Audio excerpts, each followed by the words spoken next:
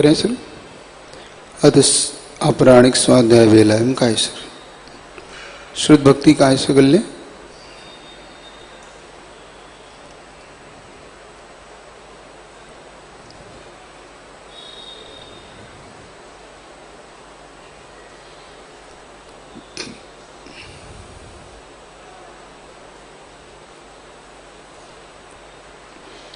ओकारं बिंदु संयुक्तं नित्यं ध्यायन्ति योगिनः कामदं मोक्षदं चैव ओंकाराय नमो नमः।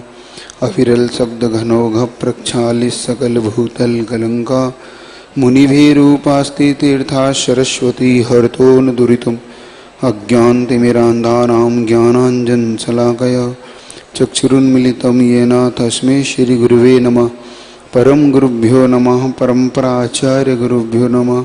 सकल कलश विध्वंसकम शेषां परिवर्तकम धर्म संबंधकम भव्य जीवमना प्रतिबोधकारकमिदं शास्त्रम श्री इष्टोपदेश नामधेम अस्य मूल ग्रंथकर्तार श्री सर्वज्ञ देवा तदुत्तर ग्रंथकर्तार श्री गणधर देवा प्रतिगणधर देवा तेषां वचोनुसारमासाद श्रीमदाचार्य प्रवर श्री बोलो नाम पूज्यपाद देवेर विरचितम् मंगलम भगवान वीरो मंगलम गौतमो गणि मंगलम कुंद कुंदाद्यो जैन धर्मोस्तु मंगलम सर्वमंगल मांगल्यम सर्वकल्याण कारकम प्रधानम सर्वधर्मानां जैनम जयतु शासनम कोटिशतम द्वादशैव कोट्यो लक्षाणि सिद्धिर्दिकानि चैव पंचाशदष्टौ च सहस्र संख्यामेतम पंचपदम नमामि।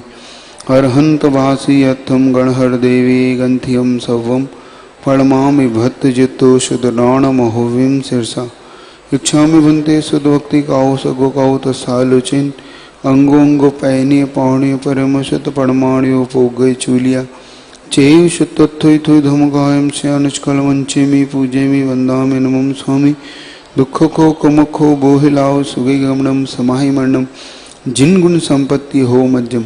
अथ अपराणिक स्वाध्याय वेलायम आचार्य भक्ति का ऐश्वर्य कर्म।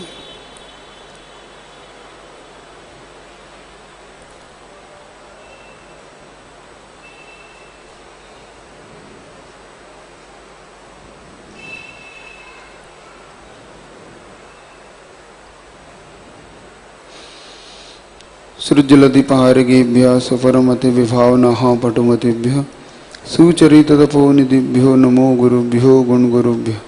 36 गुण समग्रे पंच विहाचार करण संदर्शे शिष्यानुग्रह कुशले धम्मायिरी सदा वंदे गुरुभक्ति संजमेणया तरन्ति संसाय सायरम घोरम छिन्नत्ति अट्टकम्बम जम्बन मरणम न पावेन्ति ये नित्यं बत मंत्र होम निरता ध्यानाग्निहोत्राकुला षट्कर्मा विरपास्तपो धंदना साधु क्रिया साधु शील प्रावरणा गुणपहरणा चंद्राजते ज्योतिका मोक्षद्वार कपाट पाटन भटा पीड़न्तु माम साधु गुरुवः पान्तु नो नित्यं ज्ञान दर्शन नायिका चारित्राणो गंभीरा मोक्ष मारोपदेश का इच्छामि बंती आर्य भक्ति काओ सगो काओ तसालोचि समनान समदर्शन समचर्युत्ताण पंचवियाचारणम आयर्याणम आयरादिशदनाणोदेश्याणम उज्जयनम तेरुगुणपालर्याणम सौ सौहणम सीवनचकालवंचेमी पूजेमी वंदामि नमम स्वामी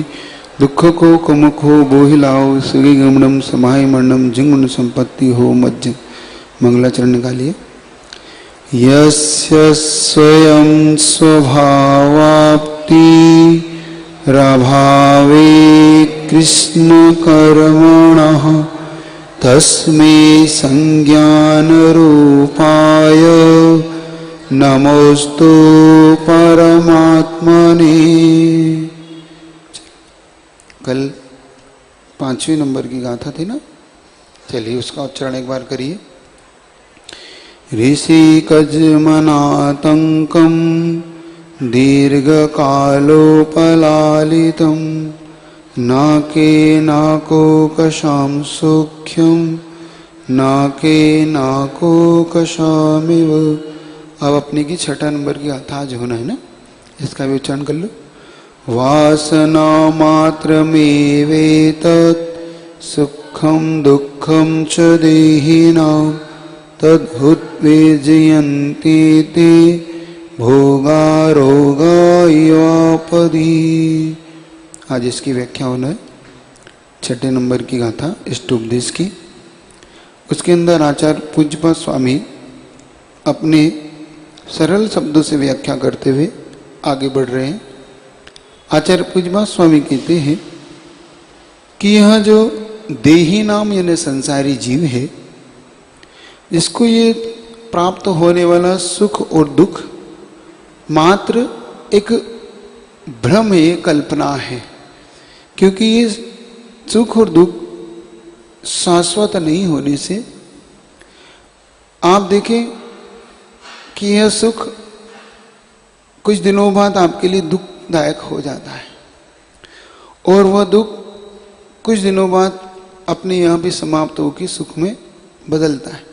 तो बदलना, इसलिए बदलाव ही अपने आप में भ्रम मात्र है, कल्पना मात्र है। और इसलिए इंद्रिय के जो भोग है वे आपत्ति के समय रोग की तरह व्याकुल करते हैं।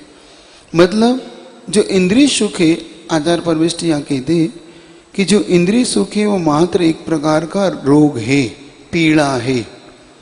ये एक प्रकार का, जब हम पीड़ित होते हैं तो उसके रोग के प्रतिकार के लिए जिस प्रकार से हम दवाई का उपयोग करते हैं, ऐसे ही इंद्रिय के होने वाले रोग, इंद्रिय का रोग कौन सा, जैसे रसना इंद्रिय, तो वो भोजन उसके लिए एक प्रकार से रोग के दवाई है। रसना इंद्रिय की दवाई क्या है? भोजन। स्पर्शन इंद्रिय की दवाई उसका स्पर्श, और घ्राण की सुगंध और दुर्गंध, चक्षु की देखना और कर्ण की सुनना।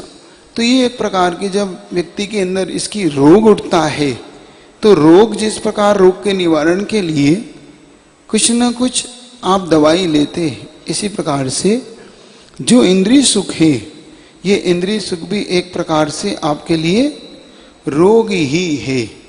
अब उसकी पूर्ति के लिए, आप इंद्रियों की इस पूर्ति के लिए आप कुछ न कुछ करते रहते हैं। कल अपन ने एक बात समझी थी कि किस प्रकार से भ्रम होता है।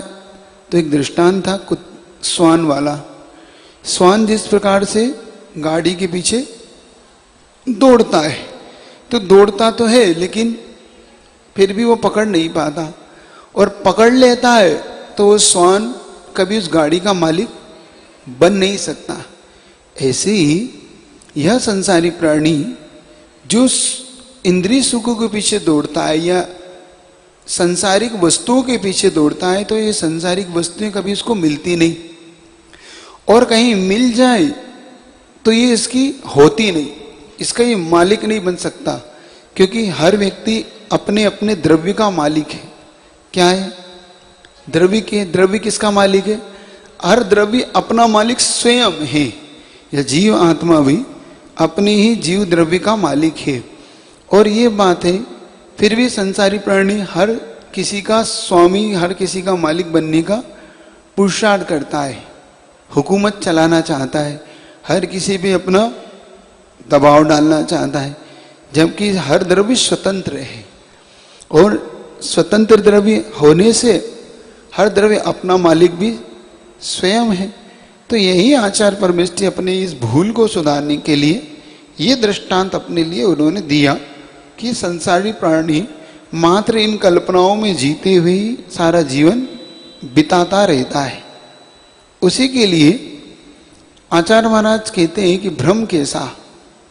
अब आप देखो, एक बार आपसे चर्चा की थी कि भोजन हमें सुख देता है कि दुख देता है? भोजन क्या देता है? हर सुखानुभास भी देता है, तो देता तो है, तो उसका मतलब सुख तो हुआ, सुख का आभास तो कराता है, लेकिन वो सुख नहीं होता। अपन ने इसके लिए एक दृष्टांत दिया था आचार्य परमेष्ठी ने। जैसे कंडू होता ना, कंडू खुज्जीवत, जैसे कि खुजली होती ना, तो खुजली जिनको होती है तो वो जैसे कहीं खुजली हुई तो उसको खुजाया, अब खुजाया तो अच्छा लगा, अब अच्छा लगा तो सुख सा महसूस हुआ, लेकिन थोड़ी देर ही बाद वो खुजली दुख का कारण हो जाती है ना।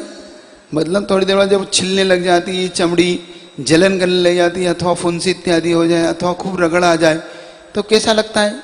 निर्णय गलत हो गया। ऐसे ही यह संसारी प्राणी भी इसी प्रकार को दुख पाता रहता है। क्या ये सुख का कारण नहीं है, ये मूल में दुख का ही हेतु है। इसीलिए इसको ब्रह्म कहा कि इंद्रिय सुख से जो उसे प्राप्त होता है वो इंद्रिय सुख उसके लिए मात्र दुख का कारण है।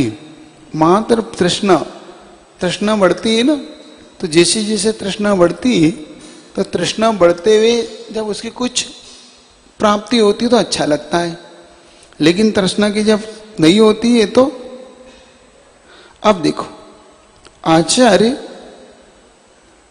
पूज्यपाद स्वामी जब सर्वार्थ सिद्धि लिखते हैं, यही पूज्यपाद स्वामी जब इसको लिखते हैं इष्टोपदेश को, तो और जब वो इसी बात को सर्वार्थ सिद्धि ग्रंथ में जब वो चतुर्थ अध्याय में देवों के प्रविचार की जब वो कहते हैं, तो उसके लिए उन्होंने एक सूत्र दिया सर्वार्थ सिद्धि में। उन्होंने इसकी व्याख्या हुआ करते हुए लिखा, वेदना प्रतिकार प्रविचार।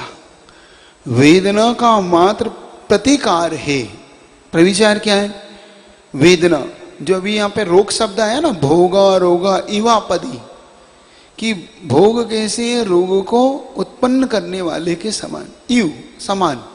तो यहाँ पे वो आचार्य प्रविष्टि बोलते हैं कि वेदना का प्रतिकार मात्र प्रविचार है। जैसे कि अगर वेदना हो तो प्रविचार। आप जैसे कि एक उदाहरण से आप समझो, आपके शरीर में इस समय बुखार है कि नहीं? है कि नहीं बुखार? सबको है बुखार, चाहे 97 हो चाहे 98, है ना। अब इतना बुखार तो हमारे लिए वेदना नहीं देता, लेकिन इससे ऊपर जब 100, 102, 103 बुखार आ जाए तो वेदना देने लगता है। तो उसके प्रतिकार के लिए हम कुछ दवाइयाँ लेते हैं, है ना। और जैसे ही वो दवाइयाँ लेते हैं और मान लो हमारा बुखार थोड़ा सा नॉर्मल आ जाता है तो हम फिर दवाई नहीं लेते। तो वेदना का दवाई क्या थी? उस वेदना का प्रतिकार मात्र दवाई थी।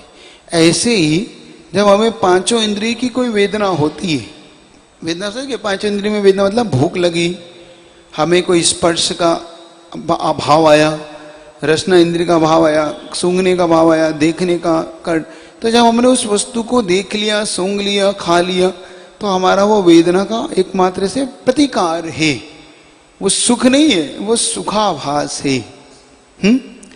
इसीलिए आपसे पूछा था कि जो आप भोजन इत्यादि करते हो तो सुख देता है कि नहीं? तो देता है सुख, लेकिन जब वही भोजन ज्यादा मात्रा में हो जाता है, मान लो आपकी बहुत मन पसंदीदा वस्तु थी, अब मन पसंद वस्तु को आपने बहुत ज्यादा खा लिया, लालच में आके, लोभ में आके कि भैया बनी है, वैसा स्वाद तो फिर कम मिलेगा, वो खा लिया और पता पड़ा कि उल्टियां हो रही है, बाद में पेट दर्द करने लगा, सिर दर्द चकराने लगा। क्यों? क्योंकि आप अति मात्रा में दवाई ले ली। क्योंकि दवाई थी ना, तो दवाई को दवाई की मात्रा में लेना थी, तो आपने किस मात्रा में ले ली? आचार्य महाराज ने खाई को लिखा, पथ्य भी कुपथ्य हो अति मात्रा में मात्रा मासी। अति मात्रा में, ऐसे लिख लो, अति मात्रा में पथ्य भी कुपथ्य हो मात्रा मासी। अब देखो इससे समझ में आ जाएगा आपको। अति मात्रा में, अब अति मात्रा तो समझे आप, अधिक मात्रा, बहुत ज्यादा ले लिया। पथ्य भी, पथ्य का मतलब जो आपको बहुत पसंदीदा थी, आपके शरीर को भाई लाभ पहुंचाती थी। कुपथ्य हो मतलब जो पथ्य भी जो अति मात्रा में आपके लिए सुखदायक थी वो ज्यादा ले ली तो कुपथ्य हो मतलब दुखदायक हो गई। इसलिए मात्रा कितनी होती? मात्रा मासी। मौसी, माँ की बहन को क्या बोलते हैं? मासी। मासी बोलते ना, मौसी बोलते हैं, मासी बोलते। तो मात्रा कैसी होना चाहिए? मासी मतलब मौसी के समान। मतलब जैसे माँ की बहन मौसी कहलाती है, ऐसे मासी, मात्रा कैसी हो? मासी। समझ गए? अच्छे का अब आई को समझ में आया? मात्रा मासी, जैसे माँ, माँ ना हो, माँ के समान हो, मतलब अधिक मात्रा में ना हो, उतनी ही हो जितनी आवश्यकता आपको है। पथ्य पथ्य ही होता है। कभी कभी आप पानी ले लो, पानी महाराज पानी, अरे महाराज जूस भी तो पानी ही है, ले लो आप, तो महाराज ये भी तो पानी है, महाराज दूध भी पानी है, महाराज पानी ही तो है। भैया पानी पानी का काम करेगी और जूस दूध दूध का काम करेगा, पानी का काम थोड़ी। नहीं नहीं महाराज, पानी तो है, पानी तो है, ले लो।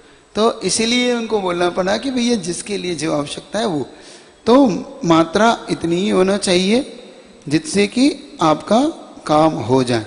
तो यहाँ पे वो कह रहे हैं कि जो इंद्रिय सुख इत्यादि हैं वो मात्र अपनी कल्पना मात्र है, वो सुख नहीं है। मूल में अगर हम देखें तो दुख का हेतु है।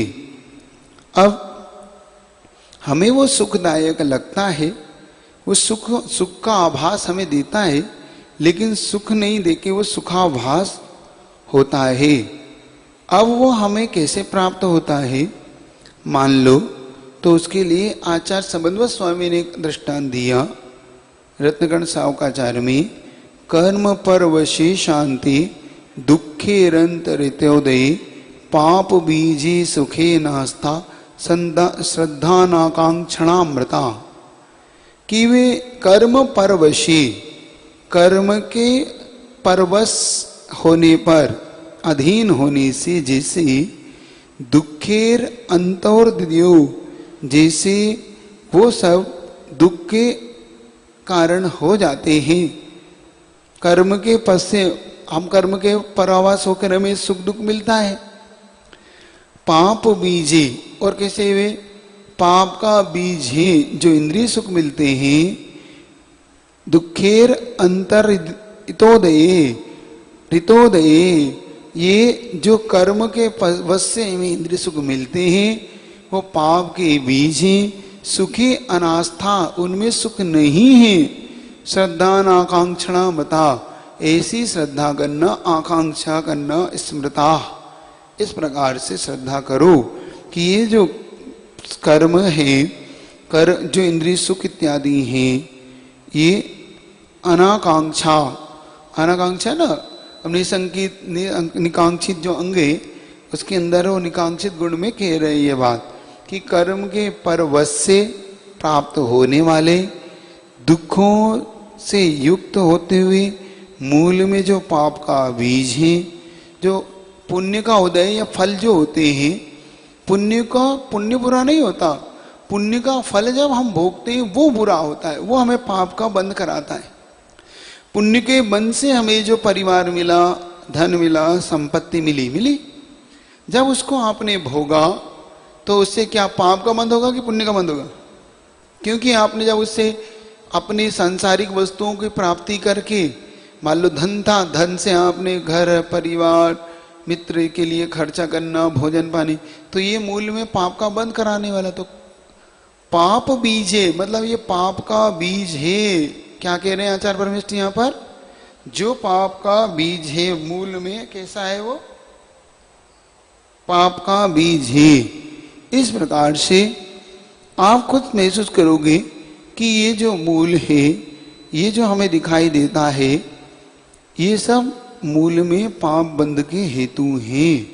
तो इसीलिए आचार्य परमेष्ठ को यहाँ देखना पड़ा कि जो इंद्रिय जो सुख है, इंद्रिय जो भोग है, ये सब मूल में आपत्ति के समय जैसे रोग की तरह व्याकुल करने वाले हैं। अब इनको समझने के लिए, जैसे आचार्य पूज्यपाद स्वामी ने कहा कि वेदना का प्रतिकार मात्र प्रविचार है, मात्र उसमें वेदना का प्रविचार अपने को लगता है, लेकिन मूल में दुख का ही हेतु हो जाता है।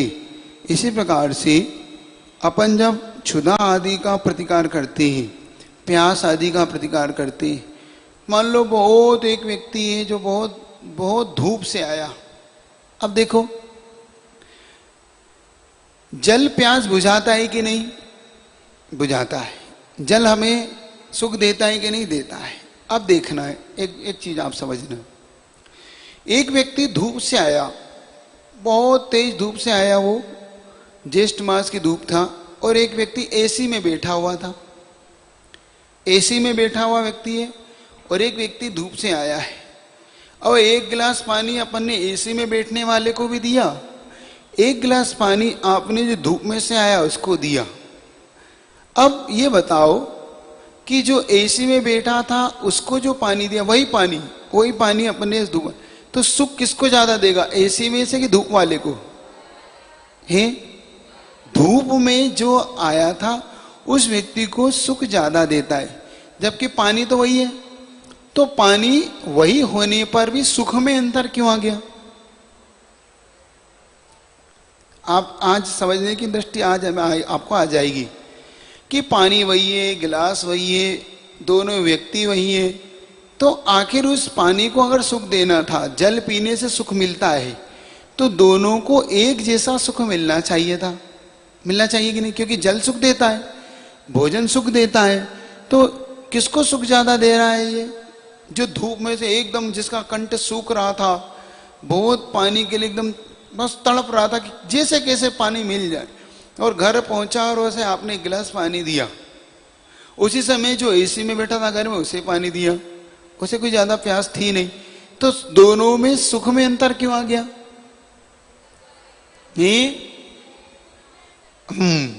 उसमें सुख में अंतर इसलिए आ गया कि जो व्यक्ति पहले प्यास से दुखी था, इसको प्यास, जो एसी में बैठा था उसे प्यास का कोई दुख नहीं था, उसे शायद पानी भी नहीं भी देते तो उसे कोई दुख नहीं था, कोई बात नहीं थी, ठीक है 10 मिनट बाद दे दो। लेकिन जो धूप में से आ रहा था उसे इस समय सबसे ज्यादा प्यास पानी की लग रही थी, और उसने जैसे ही पानी पिया तो कहता करते कि नहीं आप लोग? जैसे ही आप स्कूल से आते हैं, कुछ लोग घर दुकान से आते हैं, कोई ऑफिस से आते हैं, कोई कहीं से खेल के आते हैं, जैसे ही आपको घर बैठ के जैसे ही पानी मिलता है या कुछ भोजन मिलता है तो कैसे आप वैसे कहते हैं मजा आ गया, आनंद आ गया, और उसको मना के कह रही बेटा खा ले, अभी नहीं, सभी नहीं, अभी मेरे पास भूख ही नहीं लगी, मुझे प्यास है ही नहीं, अरे बेटा पी ले, पानी पी ले, देख तेरे लिए पानी ले, कुछ नहीं रख दो बात। तो दोनों के प्यास में अंतर आने से दोनों के सुख में भी अंतर आ गया। पानी एक होते हुए भी दोनों के अंदर सुख में अंतर इसलिए आ गया कि इस व्यक्ति को वेदना ज्यादा थी, प्यास की वेदना, और वेदना का प्रतिकार ही सुख है। क्या संसारी दशा में सुख क्या है? अब आपको समझ में आ जाएगा। इससे वासना मात्र क्यों कहा यहाँ पर आचार्य परमेष्ठी ने कि जो ये संसारिक सुख दुख है ये वासना मात्र क्यों है, ये हमारी कल्पना मात्र क्यों है, ये हमारे लिए तृष्णा मात्र इसलिए है कि पहले सुख पाने के लिए संसारी व्यक्ति दुख को उत्पन्न करता है, फिर दुख की दूर करके वो सुख पाता है। सही बताओ, पहले हम क्या करते हैं? पहले हम दुख की उत्पत्ति करते हैं, पहले हम धन कमाने का दुख उत्पन्न करते हैं, फिर धन को पाके हम सुखी महसूस होते। क्या हम अगर धन के प्रति अगर हम लोभी ना हो तो हमें कोई फर्क नहीं पड़ता कि हमारे पास धन है या ना है, एक ही नहीं। एक बहुत बड़े बादशाह हुआ तो उसके दर पे हर व्यक्ति कुछ ना कुछ मांगने जाता था, तो वो बादशाह बड़ी उससे देता था। लेकिन एक फकीर कभी उसके दर पे नहीं जाता था, उससे कुछ भी मांगने नहीं जाता था। तो बादशाह को ये बुरा लगता था कि मेरे दर पे क्यों नहीं मांगने आता। वह भाई उसने एक दिन बुलाया तो उसने कहा तुम मेरे दर पे क्यों नहीं मांगने आते? क्योंकि बादशाह मुझे कुछ चाहिए ही नहीं आपसे, मुझे कुछ चाहिए नहीं, मुझे चाहिए तो चाहिए उसे चाहिए, मुझे तो कुछ नहीं चाहिए। तब उसने बादशाह को 2 लाइन में अपना उत्तर दिया, चाह मिटी चिंता गई, चाह मिटी चिंता गई, मनवा भया बेपरवाह, जाको कछु न चाहिए वो साहन का साह। वो बादशाहों का भी बादशाह है जिसको कुछ नहीं चाहिए, क्या? चाह गई चिंता मिटी, मनवा भया बेपरवाह। न उसे चाह है न चिंता है, किसी चाह ही नहीं। एक बताओ, दुख कब होता है? जब आप कोई चाह रखते हो, आपके मन में अपेक्षा आती है, भैया ये तो होना चाहिए, ये तो आना चाहिए। चाह गई चिंता मिटी और मनवा भया बेपरवाह। मन अब बेपरवाह, उसे मिलो तो ठीक, नहीं मिलो तो ठीक। जाको कछु ना चाहिए, अब जिसको कुछ नहीं चाहिए वो साहन का, वो बादशाहों का भी बादशाह होता है। क्यों? कि एक बादशाह उसे बुला रहा, आ जाओ ले लो, और वो कहता मुझे नहीं चाहिए, मुझे कुछ चाहिए ही नहीं आपसे, आप मुझे क्यों दे रहे हैं? जो आपके यहाँ लाइन लगा के खड़े उन्हें दो ना, मैं आपसे मांग रहा हूं क्या? तो मैं तो अपने आप में बादशाहों का बादशाह हूं, मुझे आपसे कुछ नहीं चाहिए। चाह मिति चिंता। तो ये तो पहले हम क्या करते हैं? आकुलता पैदा करते हैं मन में, इस बात की आकुलता पैदा करते हैं कि मुझे ये मिले, ये धन मिले, ये गाड़ी मिले, ये पैसा मिले। फिर जब ये आकुलता हमारे मन में पैदा हो जाती है तो उसके दुख दूर करने के लिए फिर हम धन कमाने के लिए तैयार होते हैं। एक बहुत अच्छा मैंने विज्ञापन देखा, आपने भी कभी विज्ञापन देखा होगा, एक पेय पदार्थ का विज्ञापन है, स्प्राइट। स्प्राइट नाम का कोई पेय पदार्थ था, ठंडा आता है क्या? वो आता था, उसमें मैंने देखा, वो बहुत गजब का लगता था, मुझे बहुत अच्छा लगता था। उसमें मैंने देखा एक किसान था, वो खेत के ऊपर लेटा हुआ था, वो किसान। तो उस स्प्राइट में, उस विज्ञापन में बताया, वो किसान ऐसा लेटा हुआ है, खाट के ऊपर बैठा हुआ है, बड़े आराम से ठंडी हवा में, एक पेड़ के नीचे, छांव के नीचे में बड़े आराम से। तो एक शहर का आदमी वहां पहुंचता है, उस किसान को देखता है कि इसके पास बहुत जमीन है इसकी, और वो हाईवे पे है मान लो। तो वो किसान से कहता है, तुम कैसे व्यक्ति हो, क्या हुआ, तुम इस जमीन पे बहुत बड़े बड़े मकान क्यों नहीं बनाते, बिल्डिंग क्यों नहीं बनाते? तो किसान पूछते, इससे क्या होगा? तुम बिल्डिंग बनाओगे, फिर इससे तुम बेचना, उससे क्या होगा? उससे तुम्हें बहुत सारा धन आएगा। फिर क्या होगा? उस धन से तुम अपनी जिंदगी आराम से गुजारना। तो उसने कहा, मैं अभी क्या कर रहा हूं? तुम कह रहे हो मैं पहले इस पे बिल्डिंग खड़ी करूं, फिर इन्हें बेचूं, फिर धन कमाऊं, फिर धन से आराम से जिंदगी गुजारूं। तो मैं अभी क्या कर रहा हूं? मैं अभी भी तो आराम से जिंदगी गुजार रहा हूं। मतलब मैं पहले टेंशन पैदा करूं इस जमीन पे मकान बनाने का, फिर उसको बेचूं, फिर धन कमाऊं, फिर अपने लिए एक अच्छा बंगला बनाऊं और उसमें फिर आराम से रहूं। तो मैं अभी आराम से रह रहा हूं, मुझे नहीं। फिर कहता है स्प्राइट। फिर वो विज्ञापन में उसको, वो जो विज्ञापन था वो, तो मूल विज्ञापन पे मत जाओ। कितने उससे कितनी बड़ी शिक्षा दे दी उस किसान ने, इतनी बड़ी शिक्षा दे दी कि जब मुझे इस अवस्था में भी आनंद है, मेरा मन आनंद से इस समय भरा हुआ है, मैं संतोष से जीवन जी रहा हूं, तो मुझे तुम ये उल्टी शिक्षा क्यों दे रहे हो कि इस तरीके से करो, इस तरीके से करो, फिर तुम आनंद से जी। तो उसका मुंह इतना सा हो जाता है उस शहरी व्यक्ति का, कहता है ओफो, ये तो वैसे ही आनंद। तो यहाँ पे आचार्य परमेष्ठी भी हमें यही कह रहे हैं, पहले हम वेदना उत्पन्न करते हैं, पहले हम दुख उत्पन्न करते हैं, फिर हम दुख को उत्पन्न करने के बाद उसके दुख का प्रतिकार करते हैं और उस प्रतिकार को सुख मानते हैं। आप समझ में आया यहाँ पे आचार्य परमेष्ठी क्या कहना चाह रहे हैं? पहले अब मान लो, अब सेठ जी को भूख नहीं लगती है, तो सेठ जी क्या करते हैं? डॉक्टर के पास जाते हैं दवाई लेने। डॉक्टर साहब भूख नहीं लग रही।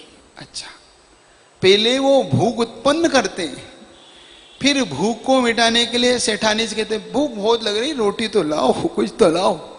तो पहले ही भूख नहीं लग रही तो ठीक थे, पहले तुमने भूख उत्पन्न करी, फिर भूख को उत्पन्न करने के लिए रोटी खाई, फिर कह रहे भूख नहीं लग रही। कुछ लोग होते ना जिन्हें सोने के बाद नींद नहीं आती, खाने के बाद भूख नहीं लगती। आप में से कितने लोग हैं जिन्हें सोने के बाद नींद नहीं आती, खाने के बाद भूख नहीं लगती? सभी क्यों नहीं आती? सभी के साथ है ना, सभी के साथ ऐसे है ना, जिनको खाने के बाद भूख नहीं लगती है। डॉक्टर साहब बहुत परेशान हो, क्या हुआ? खाने के बाद भूख नहीं लगती, सो जाता हूं, उसके बाद नींद नहीं आती, तो और क्या चाहते हो? तो हम पहले वासना मतलब हम पहले उस दुख को उत्पन्न करते हैं, फिर दुख को उत्पन्न करने के बाद सुख की खोज करते हैं। अगर हम दुख ही उत्पन्न ना करें, अब आचार्य महाराज क्या संकेत दे रहे हैं अपने को कि हम दुख ही उत्पन्न ना करें जीवन में, तो हमें सुख की खोज की आवश्यकता नहीं है। हमारे अगर संतोष का अभाव है तो हम सुखी हैं। फकीर का दृष्टांत याद रखना, फकीर अपने आप में मस्त है, सुख है, सुखी है कि नहीं, सुख से जी रहा, और उसे राजा भी बुला रहा, महाराज भी कह रहे हैं आ जाओ ले लो, कि तो मुझे चाहिए ही नहीं, जिस कपड़े में मैं रहता हूं मैं उस कपड़े में शान से जीता हूं।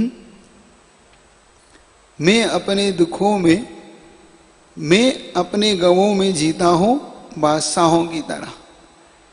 उन्होंने एक लाइन लिखी, मुझे खैरात में मिली खुशी पसंद नहीं, मुझे खैरात में मिली, खैरात समझते हो, भीख, खैरात का होता है भीख, मुझे खैरात में मिली खुशी पसंद नहीं, मैं अपने गमों में जीता हूं बादशाहों की तरह। क्या बात आई, समझ नहीं आई, ऊपर से निकल गई। मुझे भीख में नहीं चाहिए कोई खुशी, मैं गम में हूं कोई बात नहीं, मैं गमों में भी बादशाहों की तरह जीता हूं। दुख है कोई बात नहीं, मेरे लिए दुख भी मुझे सुख देता है। अगर ऐसी धारणा बन जाए अपन सबकी, क्या मुझे दुख भी सुख देता है, कोई बात। अच्छा एक बात बताओ, बहुत से लोग को अब तुम कैसे समझाओ, तो ऐसे समझो, बहुत से लोग गंदी चीज खा के भी खुश है, उन्हें कोई फर्क नहीं पड़ता कि उन्हें क्या मिल रहा है। उन्हें प्याज रोटी भी मिलती है, गंदी चीज से मतलब कम हानि, मतलब ऐसी चीजें जो आपके लिए कोई महत्व नहीं रखती। उन्हें प्याज रोटी भी मिलती है तो बड़े आराम से खा लेते हैं, चटनी रोटी भी मिलती है, नहीं सूखी रोटी मिली उसे खाया, पानी पिया, चल दिए। अब उन्हें नहीं है इच्छा कि मुझे कोई बहुत बड़ा पकवान मिले, अपने ठंडे मटके का पानी पिया, मिर्ची रोटी निकली अंदर और काम पे लग गए, तो उन्हें कोई दुख है। और सेठ जी को घर पहुंचते ही एक सब्जी कम, एक मीठा कम, एक नमकीन कम मिला तो क्या करा उन्होंने, थाली का चक्कर बना दिया। तो सेठ जी अपने आप में उस भाव से दुखी है। मतलब इतना तय हो गया आज के इस प्रसंग से अपने लिए कि दुख का मूल में हेतु हमारा अपना ही भाव है। जो आचार्य महाराज कह रहे हैं कि जो हम भोग, इंद्रियों के भोग भी हमारे लिए रोग के समान है, आपत्ति के समय जैसे हमें वो व्याकुल करती हैं, तो हम सबसे पहले व्याकुलित होते हैं। इसी प्रकार से एक परमार्थ प्रकाश नाम का ग्रंथ है, उस परमार्थ प्रकाश में उनके योगेंद्र देव लिखते हैं कि राम पांडव आदि जो सम्यक दृष्टि होते हैं वो अपने मन में विचार करते हैं कि हे प्रभु, मुझे ऐसे पुण्य का बंध ना बांधे जिस पुण्य की सामग्री की और मेरा मन चला जाए। मुझे ऐसा पुण्य नहीं चाहिए जिससे मुझे पुण्य के फल की ओर मेरा मन चला जाए और मैं प्रभु को ही भूल जाऊं। क्या मुझे ऐसा पुण्य कभी मत देना जिस पुण्य की प्राप्ति के बाद मैं आपको भूल जाऊं, मैं अपनी आत्मा का वैभव भूल जाऊं, मैं उस चैतन्य आत्मा को भूल जाऊं। ऐसा पुण्य मुझे नहीं चाहिए। अच्छा एक बात है, आप खुद महसूस करो, आपको सुख में ज्यादा भगवान याद आते हैं कि दुख में? दुख, सुख में तो ध्यान ही नहीं आते, भगवान भी हैं।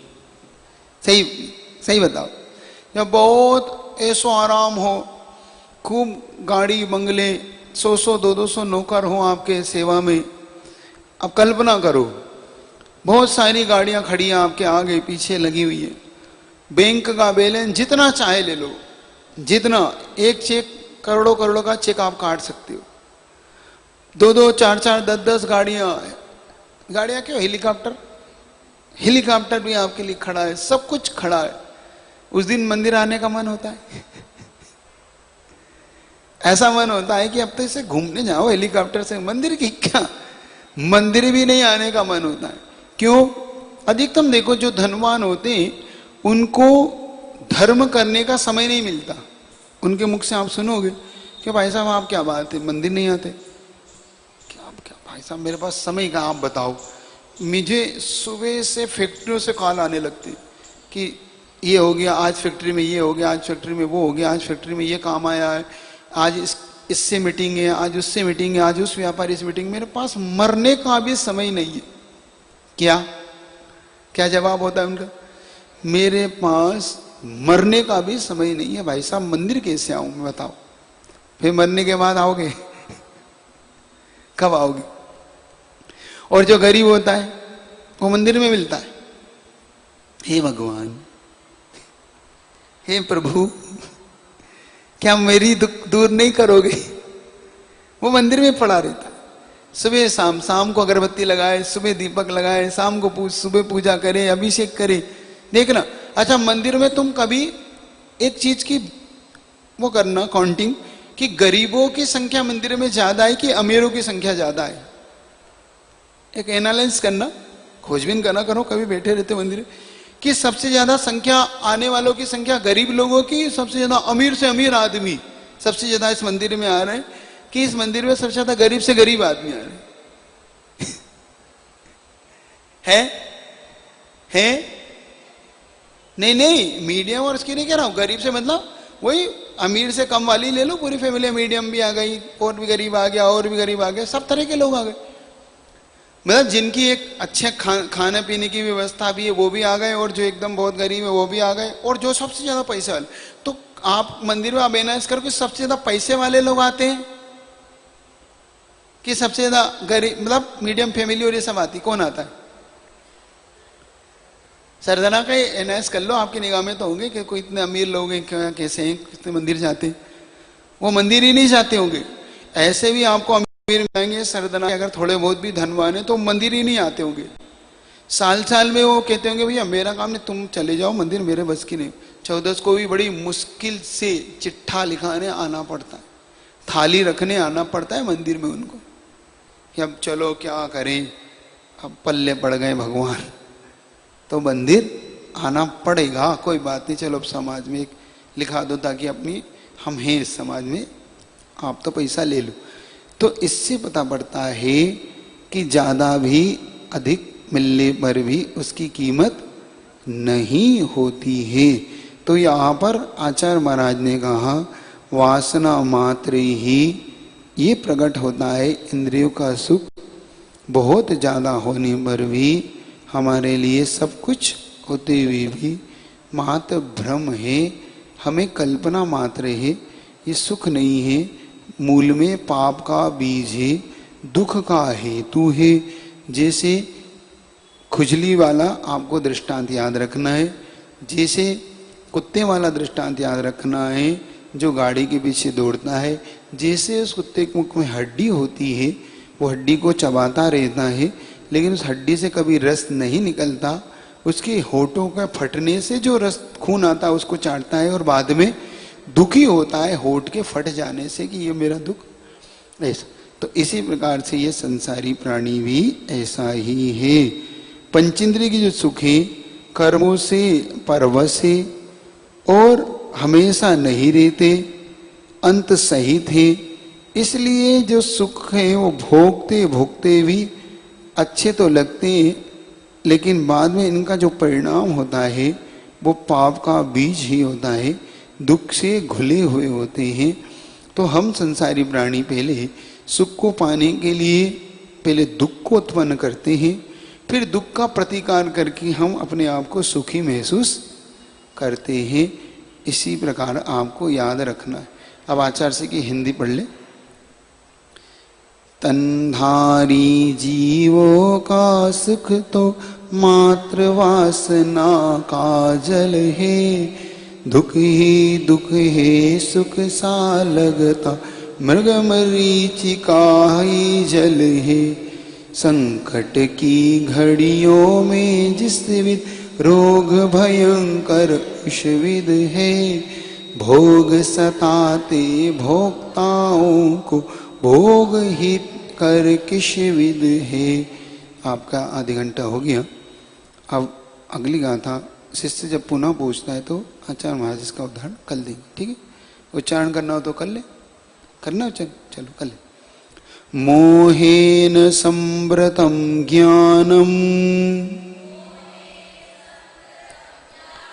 स्वभावं लभते नहीं,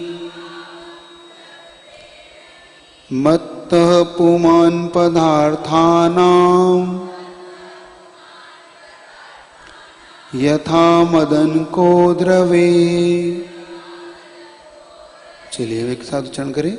मोहेन संव्रतम ज्ञानम स्वभावं लभते नहीं, मत्तः पुमान् पदार्थानां यथा मदन को द्रवे। उच्चारण करिए।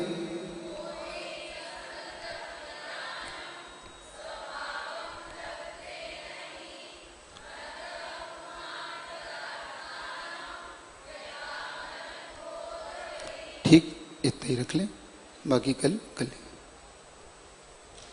चलिए।